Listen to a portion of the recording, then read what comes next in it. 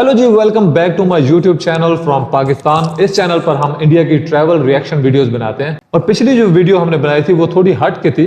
आप लोगों के कहने पे ही मैंने एक वीडियो बनाई, वो थी कि क्या उर्दू और हिंदी वाकई दो डिफरेंट लैंग्वेजेस हैं या कितनी डिफरेंट लैंग्वेजेस हैं। तो हमने उसका पहला पार्ट देखा था, पहला हाफ देखा था, वो अपलोड हो चुका है। वो आपने लाजमी जाके वहां पे जाके देख लेना उसे, और वो देख के आप दोबारा इस पार्ट पे आ जाएं।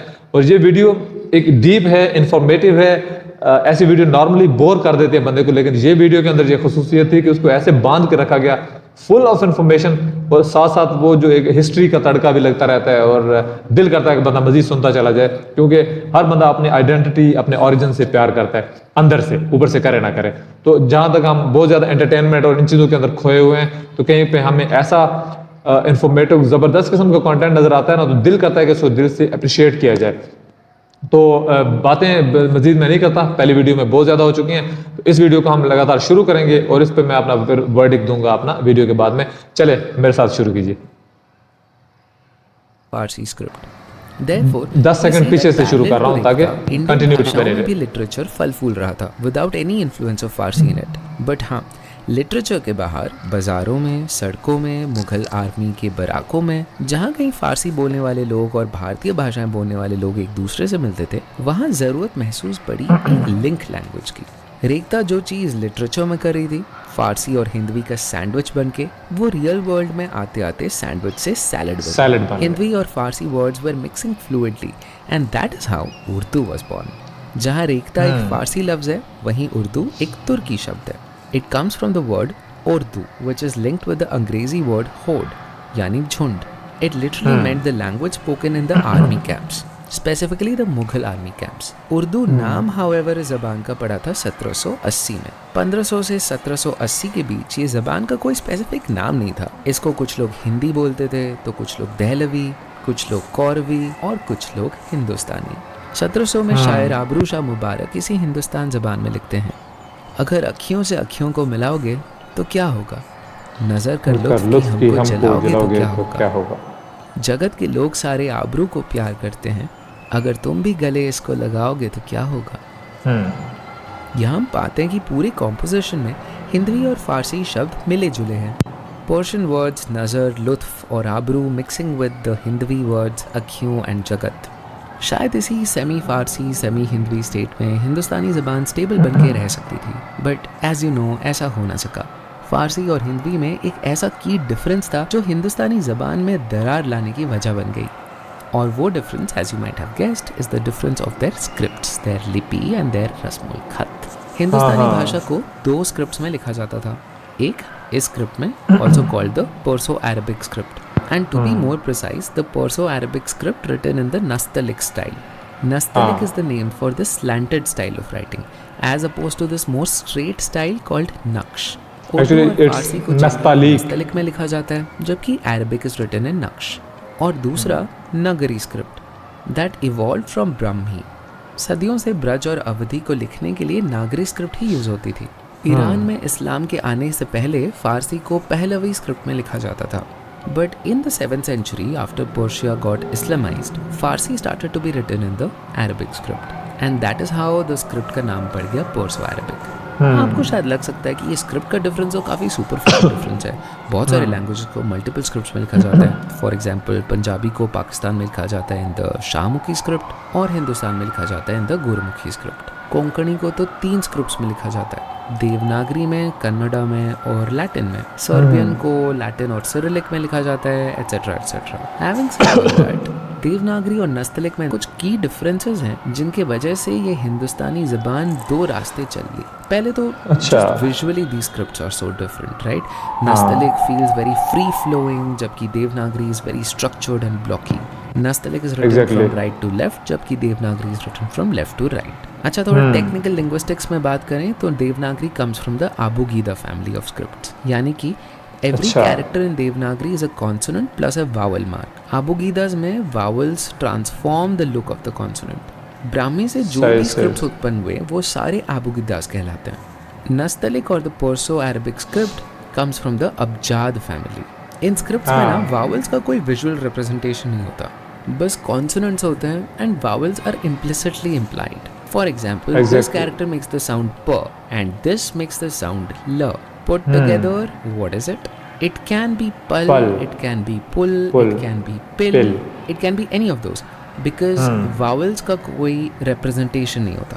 हमें कॉन्टेक्स्ट पे रिलाई करना होता है कि इसका एग्जैक्ट प्रोनाउंसिएशन क्या होगा. Because of this almost hack Nastaliq में बस 28 कैरेक्टर्स हैं जबकि देवनागरी में 48. ऐसे कुछ साउंड्स हैं जो बस एक स्क्रिप्ट में हैं और दूसरे में नहीं है. For example as you know कि द रेट्रोफ्लेक्सेस ठ ढ र ण ये पूरे दुनिया में बस भारत में मौजूद है. Therefore, अच्छा. Devanagari has letters to make these sounds but Nastaliq में ओरिजिनली ये नहीं थे. आई से ओरिजिनली बिकॉज जब ये स्क्रिप्ट इंडिया में यूज हुई तो ये मार्क इंट्रोड्यूस हुआ specially to make sounds like ट ठ ड़ ढ एट्सेट्रा. इस मार्क को कहते हैं टॉय. एडिशनली नस्तलिक में ख घ फ भ थ ध इन सब के लिए कोई स्पेशल कैरेक्टर्स नहीं है. They are written the way we write it in English. क प्लस ह, ग प्लस ह, प प्लस ह and so on. Similarly, the boss characters of Devanagari like ण, ज्ञ, ञ, ङ, त्र, क्ष इन सब के लिए नस्तलिक में कोई भी लेटर एग्जिस्ट नहीं करता. बिल्कुल ऐसे ही है. अप्रॉक्सीमेटली सिंप्लीफाइड एज ग प्लस य, न प्लस ग, क प्लस श. But these sounds are very tricky for Urdu speakers. And in reverse कई सारे साउंड्स ऐसे हैं जो कि नस्तलिक में मौजूद हैं और देवनागरी में नहीं. Case in point sounds like फ एंड ज यूज्ड इन वर्ड्स लाइक फिलहाल, फलसफा, फासले, ज़माना और कई सारे शब्द. इनको देवनागरी में लिखने के लिए कोई तरीका नहीं था and therefore this concept of a nukta was introduced, a dot that was placed below फ एंड ज टू मेक फ एंड ज. Most Hindi speakers today can make these sounds, but where it gets trickier is this bit. Gh, kh and kh. All these sounds are made from the back of the throat, a concept जो देवनागरी में exist नहीं करता. So it's not Galib, it's Ghalib. Ghalib. It's not Khan, it's Khan. Khan. हाँ वही तो बोला कान. No, not Khan. Khan from the Epiglottis. Khan. Khan. One of my favorite movie. Epiglottis. Khan. Hindi में Kuwait और Qatar दोनों के लिए same sound क यूज होता है. बट इंग्लिश में we use two different letters K and Q because the sounds are actually different. It's Kuwait and Qatar. According to some language experts, the complex sounds came in Arabic and Persian because of hot climate. जी हाँ, the hot climate caused people to use the back of their throat instead of exposing their tongue to the hot air. And finally, what I think is the most badass character of Nastaliq, Ain.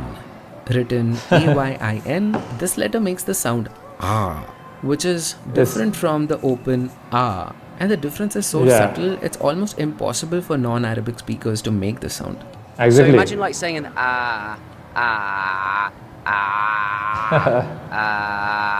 then you kind of tighten up your throat a bit, so it's like a.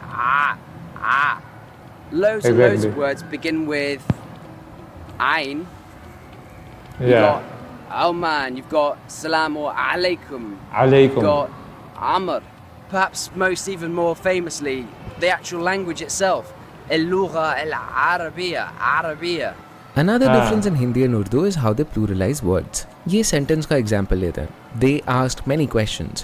In Hindi you would say, उन्होंने बहुत सारे सवाल पूछे. But in Urdu you would say, उन्होंने बहुत सवालात किए. The singular for word in Hindi is shabd, but the plural is also shabd. So you would say एक शब्द and अनेक शब्द. On the other hand, the singular for word in Urdu is lafz, but the plural is alfaz. जी हाँ. Urdu also has these complex word pairings called izafat. Lala Lajpat Rai को शेर पंजाब कहा जाता है. यहाँ शेर पंजाब is an इजाफा.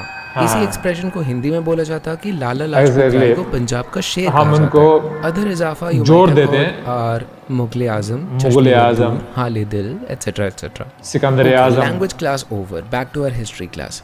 अर्ली 1800s में कुछ इंटरेस्टिंग चीजें हो रही थी इंडिया में. पहला कि the Mughal rule in India had started to decline. The last Mughal ruler Bahadur Shah Zafar for example वो ब्रिटिश के पेंशन पे जी रहे थे. द ग्रेट मुगल्स जिन्होंने 300 साल तक भारत को रूल किया था, वो अपनी आंखों से अपनी रियासत के आखिरी दिन देख रहे थे। 1837 में ब्रिटिशर्स ने पर्शियन को ऑफिशियल लैंग्वेज के दर्जे से हटाकर उर्दू को ऑफिशियल लैंग्वेज बना दिया। This was a big setback for the Muslim scholars and artist, जिनके लिए Farsi was very much the prestige language. This and the general sense की द रियासत was going down pushed them into a kind of survival mode. हुआ ये कि Urdu writers now no longer wrote in simple Hindi Farsi style. जब उन्हें लगा कि उनकी आइडेंटिटी थ्रेट में है, they double down on using very complex Farsi words and reducing any Hindavi words. This was like a psychological coping mechanism to compensate for their lowered status. For example, these are the opening lines of दीवाने गालिब। नक्श फरियादी है किसकी शौकिया तहरीर का, कागजी है पैरहां पहकारे तस्वीर का। Well, I did not understand that and I'm pretty sure you did not as well. Well, don't feel guilty because no one understood at that time as well. This was a very deliberate attempt at hyper-Persianizing the language. And this made the Urdu poetry sound very bookish. 1857 में after the first rebellion, the British had killed 27,000 people in Delhi. Witnessing the great Muslim empire crumble, Ghalib wrote in a letter, ironically in very simple Urdu, भाई क्या पूछते हैं क्या लिखूं? दिल्ली की हस्ती मुनासिर कई हंगामों पर थी। किला, चांदनी चौक, हर रोज़ बाज़ार जामा मस्जिद का सफ़र, हर हफ्ते सैर जमुना के पुल की, हर साल मेला फुल वालों का, ये पांचों बातें अब नहीं। फिर कहो दिल्ली कहाँ? हाँ कोई शहर कलम रवे हिंद में इस नाम का था। अब ये ख्याल ब्रिटिशर्स को कैसे आया कि पर्शियन को हटाकर उर्दू को ऑफिशियल लैंग्वेज बना लिया जाए?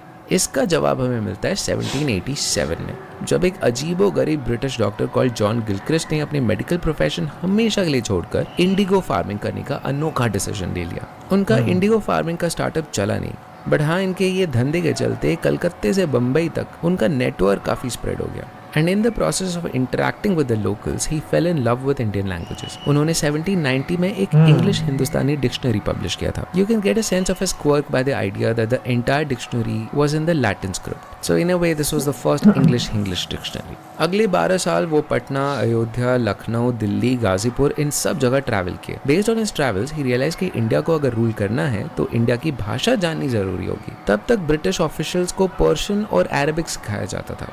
So Gilchrist then recommended the government कि ब्रिटिश ऑफिशियल्स को फारसी और अरबिक के साथ साथ हिंदुस्तानी भी सीखनी चाहिए। The British government was more than happy to support him and इस तरह कोलकाता में स्टार्ट हुआ ओरिएंटल सेमिनरी और गिलक्रिस्ट का मदरसा। I'm not cooking it up, like that was the literal name, Gilchrist का मदरसा। This was a huge success and एक साल में this grew up to the Fort William College.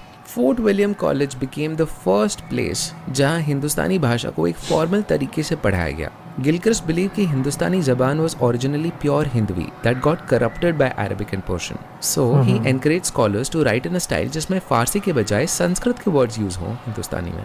Thus, Urdu के ढांचे में संस्कृत को इंजेक्ट करके तैयार हुआ the first version of modern Hindi. So yes, technically एक नई भाषा थी, but Gilchrist के अनुसार this was the language that was spoken in all over India before the Muslims had arrived. Now, क्या ये Gilchrist का genuine love था for Indian languages, or did he just want to sow the seeds of divide and rule? ये हम निश्चित तौर से तो अभी नहीं कह सकते, बट हाँ हम ये जरूर जानते हैं कि 1850 तक हिंदुस्तानी भाषा रिलीजियस ग्राउंड्स पर डिवाइड हो चुकी थी। हिंदुओं के लिए संस्कृत युक्त हिंदुस्तानी या हिंदी ज्यादा प्यारी थी, जबकि मुसलमानों के लिए फारसी में लदा हुआ हिंदुस्तानी उनका शान था। दिस हाइपर संस्कृताइज्ड हिंदी और हाइपर पर्शियनाइज्ड उर्दू को कोई आम इंसान नहीं समझ सकता था। बाजारों में और सड़कों में अब भी ये मिली जुली हिंदुस्तानी ही बोली जाती थी, बट ये दो ज़बानें अब भाषा नहीं रही थी, ये सिंबल्स बन चुकी थी। सिंबल एक प्राउड मुस्लिम होने का और एक प्राउड हिंदू होने का। साल 1900 में ब्रिटिश गवर्नमेंट ने पर्शियन स्क्रिप्ट के साथ साथ देवनागरी को भी ऑफिशियल स्टेटस दे दिया, and this became the final nail in the coffin. This was the reason that eventually led to the partition of India on the basis of 2 religions and 2 languages. Anyway, so history में वैसे बहुत कुछ हुआ इस time पे।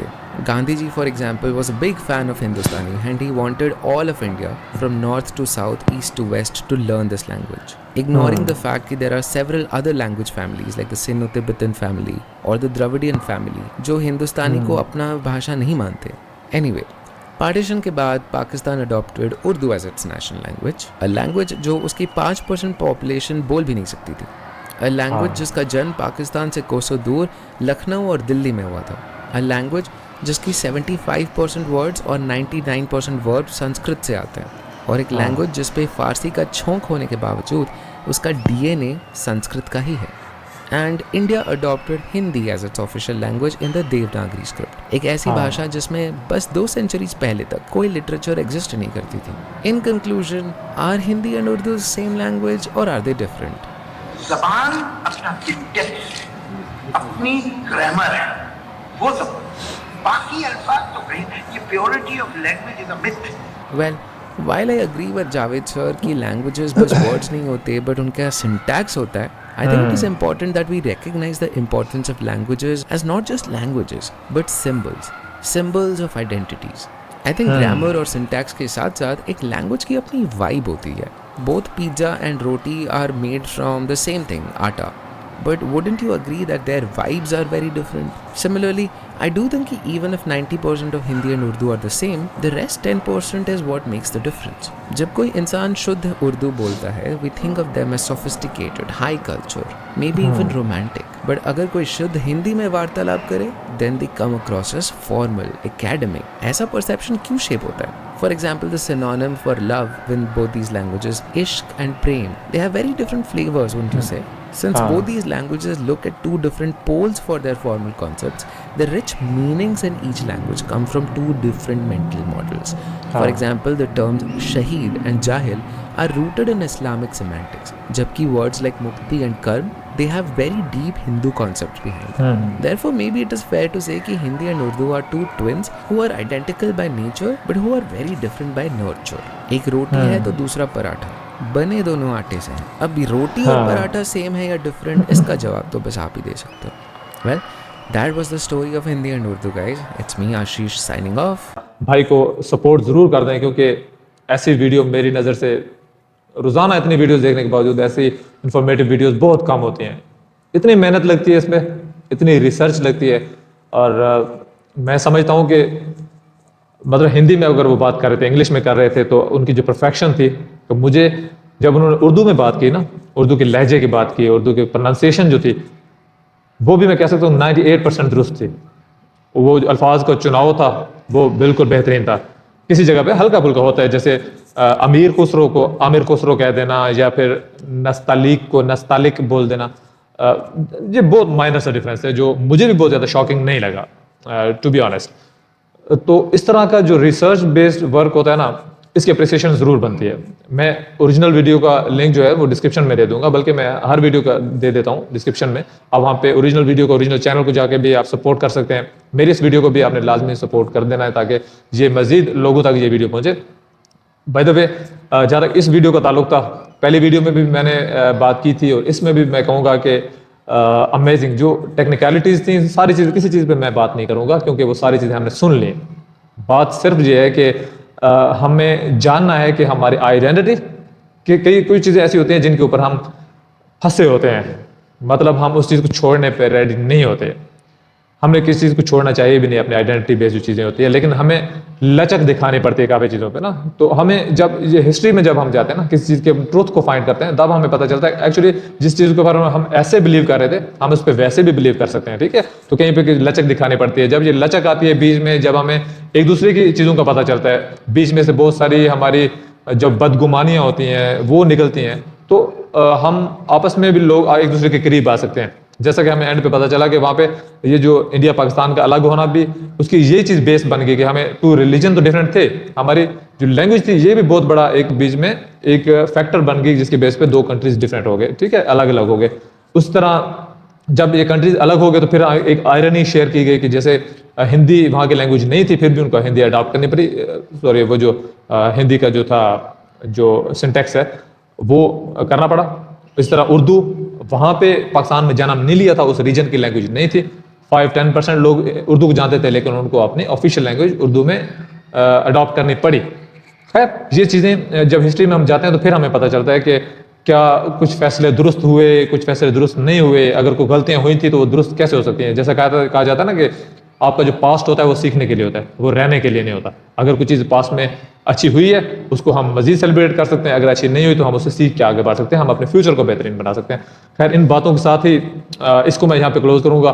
बहुत ज़बरदस्त किस्म की वीडियो, अगर आपकी नज़र में कोई ऐसी वीडियो होती है तो आपने मुझे लाजमी रिकमेंड करनी है. मिलते हैं अगली वीडियो के साथ. अगली वीडियो हम लेके आएंगे ट्रैवल की वीडियो. एक मेरे लिए भी सरप्राइज होगा, आपके लिए भी होगा कौन सी वीडियो आने वाली है। तो आपने ट्यून रहना है मेरे चैनल के ऊपर। अभी तक आपने सब्सक्राइब नहीं किया तो लाजमी कर दें प्लीज़, क्योंकि इससे मुझे मोटिवेशन मिलती रहेगी, आपकी रिकमेंडेशन पे वीडियोस आती रहेंगी। तब तक के लिए मैं आपसे इजाज़त चाहूँगा। Signing out, bye bye.